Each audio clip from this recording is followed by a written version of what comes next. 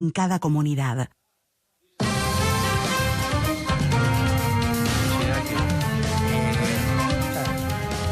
Estamos acá, ¿eh? Estamos ya con charlando. Jorge Castro y Jorge Tayana. Gracias por estar. Gracias, los Jorges. No, gracias a usted. ¿Por qué la política, Tayana, no vio esas corrientes profundas en la Argentina y en Estados Unidos y en el mundo? Las corrientes profundas que había en la sociedad norteamericana, el Estados Unidos blanco, obrero, industrial, aplastado del centro del país. Síntomas más o menos visibles, ¿no? Recién decíamos, el más obvio es el Brexit, ¿no? O sea, Trump es lo mismo que el Brexit, en cierto sentido. Es la idea de una reacción frente a los resultados que está dando la globalización neoliberal tal como está planteada. Y en realidad esto empezó, para mí, en la crisis del 2008. El mundo no sale de la crisis del 2008. De Lehman Brothers. De Lehman Brothers. Eso va y viene, la crisis financiera. Parece que se recupera, después vuelve, se va al sur de Europa, ahora la tenemos en América Latina, está en otra parte, pero básicamente no se ha ido. Y no se ha ido porque el nivel de crecimiento de la economía mundial es muy bajo, porque el nivel de crecimiento del comercio, que era el doble de la economía real antes del 2008, ahora se ha igualado, o sea, se acabó la posibilidad de crecimiento rápido con una economía hacia afuera, por eso están en crisis los modelos más abiertos, por eso China tiene el plan quinquenal que tiene, que es uno que quiere crecer más hacia adentro, y por eso la reacción frente a los acuerdos de libre comercio se vuelve más fuerte. Es decir, los opositores a la globalización no están solo en los países en desarrollo, donde había muchos sectores que obviamente están perjudicados. Están, y de manera notable y fuerte, en sectores de los países tradicionales. A ver, daría la impresión que aquello que uno vio desde un punto de vista político, en algún momento como, entre comillas, una conspiración de el primer mundo, los países desarrollados, contra los países emergentes en función de los tratados de libre comercio, en verdad se le volvió en contra a los países centrales. Lo que pasa es que los que están conduciendo esa globalización es el mundo financiero y es en todo caso las grandes empresas transnacionales. Y eso lo representaba más Hillary, y por eso sufre esto, y eso no necesariamente tiene que ver con los intereses de sectores grandes del propio país. ¿Qué sé yo?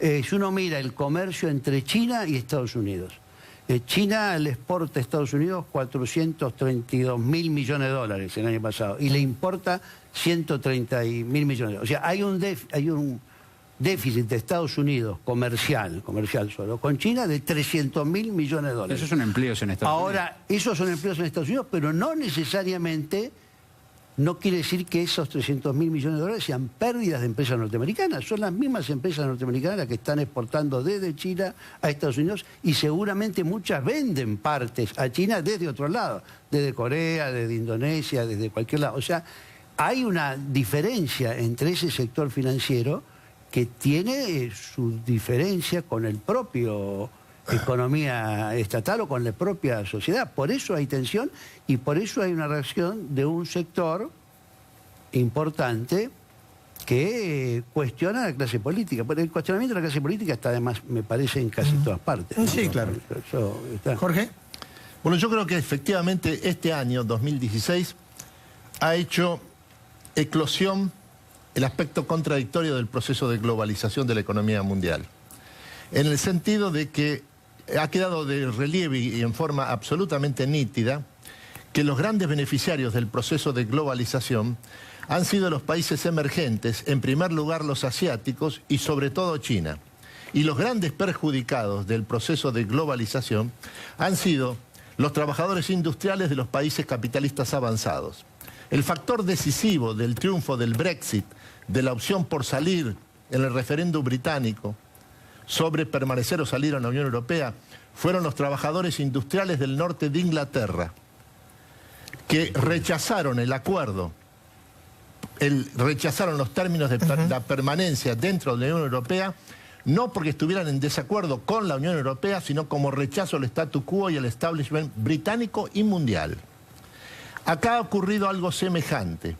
Los trabajadores industriales norteamericanos, junto con la clase media norteamericana de bajo nivel de educación formal, educación secundaria o menor, han sido los grandes perjudicados del proceso de globalización de la economía mundial en lo que se refiere a los Estados Unidos. Este sector ha visto sus salarios reducidos, ha visto su seguridad en el empleo extraordinariamente transformada en un elemento de incertidumbre.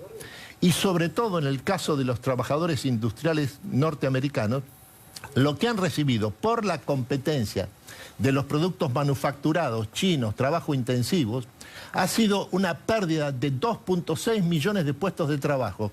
Esos 2.6 millones de puestos de trabajo, sobre todo han ocurrido en 5 grandes estados industrializados del medio oeste norteamericano, encabezados por Pensilvania, Ohio, Michigan y Wisconsin, que son precisamente los estados en los que ha logrado triunfar Donald Trump en las elecciones del domingo pasado. Vos hacías la descripción recién de los emergentes asiáticos, los países centrales y América Latina. Dentro de los países emergentes más beneficiados por el proceso de globalización, entre ellos está Brasil. Porque el proceso de globalización le ha permitido a Brasil, a China, extraer a más de 700 millones de personas de la pobreza extrema y transformarlas en parte inicial de la clase media. A la India le permitió extraer de la situación de pobreza extrema a 190 millones de personas. A Brasil, 40 millones de personas son los brasileños que han salido de la situación de pobreza extrema y se han incorporado a la clase media en los 2 mandatos del presidente Lula.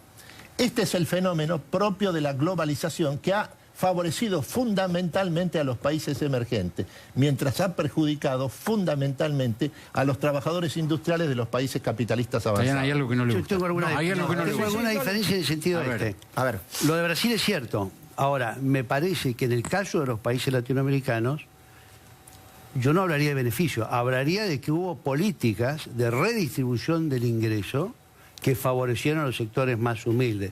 Pero ojo, con sin poder modificar el patrón de acumulación del proceso productivo. Es decir, el problema fundamental, y eso también está en China, es que las transformaciones que está llevando adelante esta globalización y la revolución tecnológica, lo que está produciendo es un enorme crecimiento de la desigualdad. Es cierto que hay gente que sale de la pobreza, pero lo único que ha crecido en el mundo en los últimos 30 años es la desigualdad.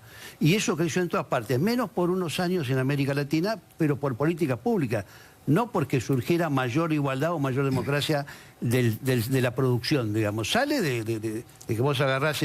No hay derrame, el derrame es un cuento que no existe, lo que hay es derrame inducido, metés la mano y tiras el agua para afuera. Pero eso también tiene límites. Tenemos un proceso de revolución tecnológica que es profundamente generador de desigualdad. Y eso es un problema muy serio y eso es lo que está produciendo reacción en todas partes. Y ese proceso tecnológico saca gente de la pobreza, pero lo que saca de la pobreza, a varios de ellos son un sector bastante minoritario de trabajadores calificados. El resto está perdido.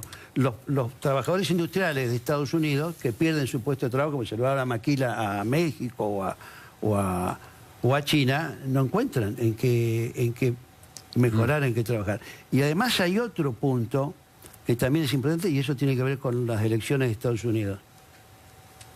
Hillary ganó en casi todas las ciudades de Estados Unidos de más de 1 millón de habitantes. En todas las de menos de 1 millón de habitantes, en general gana... Ustedes vieron el mapa de Florida, bueno, eso se repuso en todas partes. En Miami, en Tampa, en Orlando. Ahí gana Hillary. Es decir, hay una clase media que no es tan sencillo lo de la clase media. La clase media urbana y un poquito más educada votó demócrata. La clase media de ciudades más chicas y de ciudades desindustrializadas, esa claramente votó Trump y votó en contra del Estado. Ahora, yo les pregunto, este fenómeno que ustedes describen, uno tiene la impresión que lo que está golpeando es un orden político establecido después de la Segunda Guerra Mundial. Exactamente. La pregunta es, lo está golpeando, la pregunta es, ¿cómo se reacomoda? ¿Hay alguna...? Porque uno mira y la verdad que no tiene mucha... Uno no sabe si lo que viene son los Trumps, digo, en tropilla, o si hay alguna otra variante en construcción. El orden mundial cae cuando cae el muro, porque el orden mundial de posguerra era un orden bipolar. Correcto. Después hubo un intento de un orden unipolar, que el ejemplo máximo es Irak 2003, y después lo que hay es una pérdida de hegemonía de esa unipolaridad y un crecimiento de la multipolaridad en lo económico, claramente, y sobre todo la emergencia de China. China es hoy 12 billones, ¿no?, de dólares contra 18 de Estados Unidos. Ya es 2/3 de Estados Unidos y es el primer exportador del mundo. La segunda economía es el primer exportador. Entonces, hay un orden crecientemente multipolar en lo económico, un poquito multipolar en lo político y todavía casi nada multipolar en lo militar, porque Estados Unidos sigue siendo casi más del 40% del gasto militar. Pero que no hay ese orden y hay un problema, y eso sí es una crisis con lo de Trump. Y es que incluso el discurso globalizador, aunque nos guste o no nos guste, apelaba con su idea de libre comercio al mundo, era universal. Si Estados Unidos no decía, hago esto porque es mejor para mí. Decía, hago esto porque es lo mejor para todo el mundo. Si tú te lo crees o no, es otro problema. Pero ahora lo que hay es pérdida de ese relato global. No hay el relato global del socialismo tampoco, o sea, no hay una apelación. Correcto. Y lo que emerge con fuerza y lo que aparece en lo de Trump es un relato donde nosotros vamos por lo nuestro y vamos por ese poder. O sea, no hay... ¿Cómo va a conciliarse eso con un orden político? Que es la pregunta, es más complejo. Uno puede pensar o que va a haber grandes conflictos, lo que es probable, o que puede haber acuerdos que sea entre Estados Unidos, Rusia, China, ponle, y entonces va a ser un orden, pero el resto va a quedar afuera. O sea, va a ser un orden mucho menos dialogado y mucho más impuesto. Va a haber una etapa ¿creen ustedes, o Castro, de inestabilidad política, militar, económica? Es lo que sucede actualmente. Es lo que sucede actualmente. El punto de inflexión en lo que se refiere a la historia de la estructura del poder mundial a partir de la caída de la Unión Soviética en 1991, tiene lugar en el año 2008, cuando se produce la crisis financiera internacional, caída de Lehman Brothers, 15 de septiembre de 2008. A lo largo del periodo que va 1991-2008, la estructura del poder mundial tuvo una característica extremadamente definida. Fue ejercida en términos de unipolaridad hegemónica por los Estados Unidos. La Guerra Fría fue un sistema bipolar. Terminó la Guerra Fría cuando cayó la Unión Soviética por implosión. De dos quedaron uno. Ese uno que quedó fue Estados Unidos, que ejerció la unipolaridad hegemónica del sistema desde 1991 hasta 2008. A partir de 2008, Estados Unidos no ejerce más la unipolaridad hegemónica del sistema mundial. El resultado es que se ha producido un inmenso bache en el sistema de poder internacional, un vacío de poder en el sistema internacional, que es en gran parte la explicación de lo que sucede actualmente en Medio Oriente con ISIS o Estado Islámico. El punto que conviene señalar es que el fenómeno Trump en Estados Unidos solo es posible porque Estados Unidos no ejerce más la unipolaridad hegemónica, que cumple cada vez más un papel secundario, accesorio, frente al centro de los acontecimientos mundiales, que está en Asia, especialmente con epicentro en China. Esto es lo que explica el hecho de que haya aparecido y haya llegado, nada menos que ha llegado al gobierno, el fenómeno Trump. Esto es, el personaje que ha logrado canalizar el rechazo y la frustración de los trabajadores industriales norteamericanos, que son los grandes perdedores del proceso de globalización, en el momento en que esto ha ocurrido, en el momento en que Estados Unidos no ejerce más el liderazgo hegemónico del sistema. ¿Qué tipo de presidente va a ser Trump, creen ustedes? ¿El presidente que espantó a muchas buenas almas en el mundo durante la campaña? ¿O un presidente más moderado, hacen algunas cosas para ganar una elección y después se entra dentro de cierto corsé razonable? Probable ni tanto ni tampoco. No va a ser exactamente de la campaña, pero es un hombre que va a tratar de modificar el rumbo de algunas cosas. Va a matar el TPP, eso seguro, que era la gran aspiración del gobierno nacional, de poder ingresar vía Alianza del Pacífico al TPP. Bueno, va a ingresar a ninguna parte porque el TPP está muerto, por lo menos por un tiempo. va a tratar de hacer algunas maniobras, no va a poder cumplir esa aspiración de los trabajadores empobrecidos de los Estados Unidos, los que han perdido su puesto de trabajo. Eso no lo va a lograr retornar, pero puede ser algunos intentos. Bueno, está Nielsen ahí que sabe más, pero digamos lo que es casi seguro que van a subir las tasas de interés, que va a buscar maniobras para tratar de hacerle más difícil la vida a China, con lo cual puede ser que el crecimiento de China también baje del 6% ahora un poco más, lo que nos va a afectar en términos de los precios de las commodities, y vamos a ver, y va a hacerse más fuerte desde el punto de vista de la presión en el exterior. Eso lo va a hacer. Por más que sea la teoría de que los republicanos son más aislacionistas y va a ser la isla, Estados Unidos va a reaccionar como reaccionó en su momento Reagan frente a Carter. El presidente flojo. Carter es flojo porque el tipo no era guerrerista. Obama tampoco fue el pacifista que mereció el premio Nobel, pero no ha tenido una acción, se ha involucrado en varios conflictos más o menos a medias. En alguno, yo creo que este nuevo gobierno de Estados Unidos va a tratar de medir fuerza. Jorge. El nuevo gobierno de Donald Trump modifica el posicionamiento de los Estados Unidos en todos los planos del poder mundial, en primer lugar en materia de comercio e inversiones. Por eso es que en términos internacionales la prioridad para el gobierno de Donald Trump es el replanteo de la relación con China. Este es el punto decisivo crítico. En términos domésticos, la prioridad para el gobierno de Trump es recuperar una alta tasa de crecimiento económico que Estados Unidos ha perdido.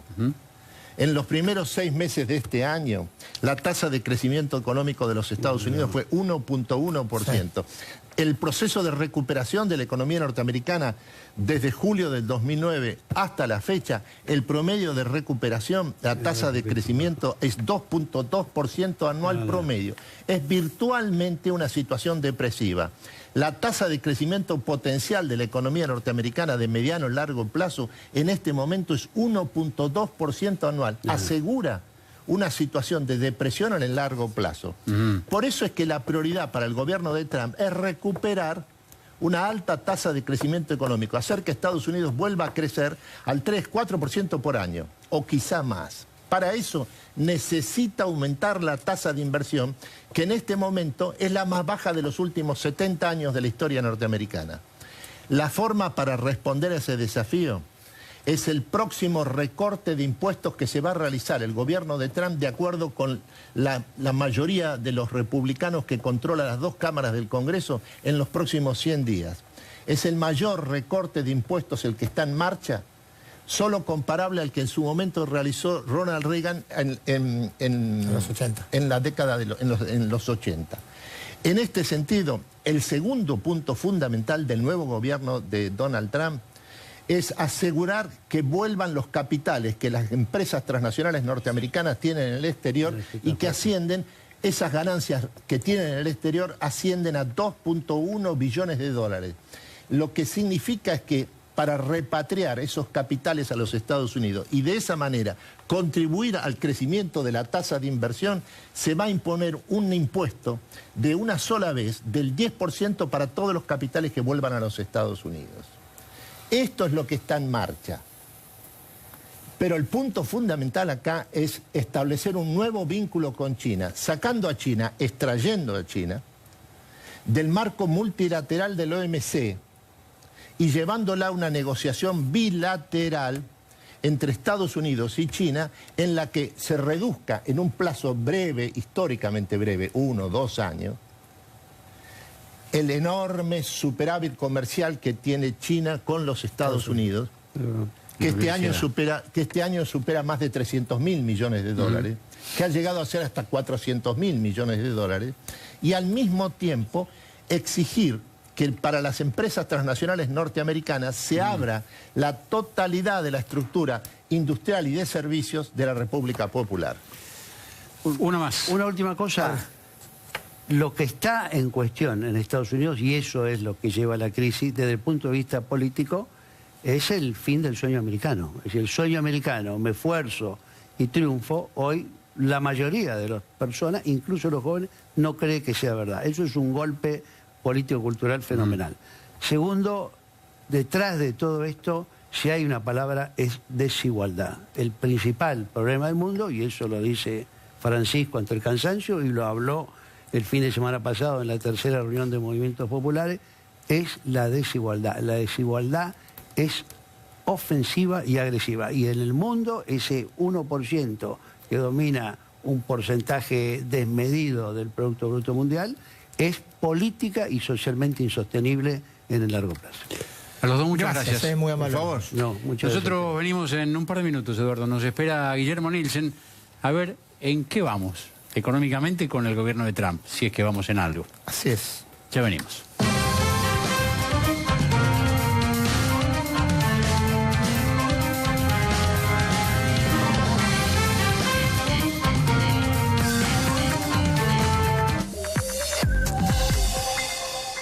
¿Buscas un